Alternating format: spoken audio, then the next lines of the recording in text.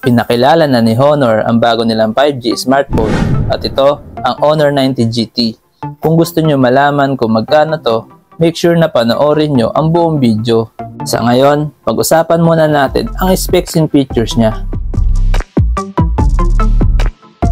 Meron itong 6.7-inch OLED display with 1200 by 2664 pixel resolution. May 120Hz refresh rate with 3840Hz high-frequency PWM dimming at meron siyang 2600 nits peak brightness. Ang Honor 90 GT ay may operating system na Magic OS 7.2 based on Android 13 with Qualcomm Snapdragon 8 Gen 2 4nm chipset na may Adreno 740 na GPU. Para naman mapanatiling malamig ang phone na to kapag naglalaro ka ng favorite mong games, meron siyang 3D dual power ice vapor chamber.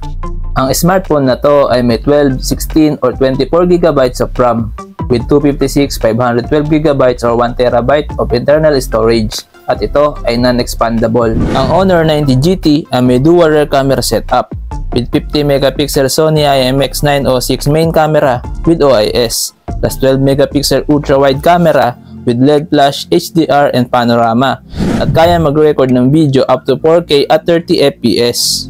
Para naman sa selfie camera, meron siyang 16MP front camera with 1080p at 30fps video recording at meron siyang gyro EIS. Para naman sa kanyang battery, meron siyang 5000 mAh battery capacity with 100W supercharged fast charging. Meron siyang under-display fingerprint scanner at ito ay may dual stereo speakers. Sa dimensions, meron siyang 161 by 74.2 by 7.9mm at may timbang na 185 grams at ito ay may dual SIM. Sa connectivity, meron siyang 5G, Wi-Fi 6, Bluetooth 5.3, GPS, Galileo, GLONASS, BDS, NFC, infrared port, OTG, and USB Type-C. Ngayon, pag-usapan na natin ang kanyang price. Ang estimated price ng Honor 90 GT ay around 20,200 pesos. Ito ay price conversion lamang at pwede pa magbago kung sakaling magiging available ito sa Philippines. Ano sa tingin nyo guys? Sulit ba ang Honor 90 GT? Please comment down below.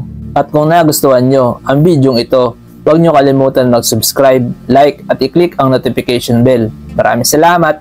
Peace!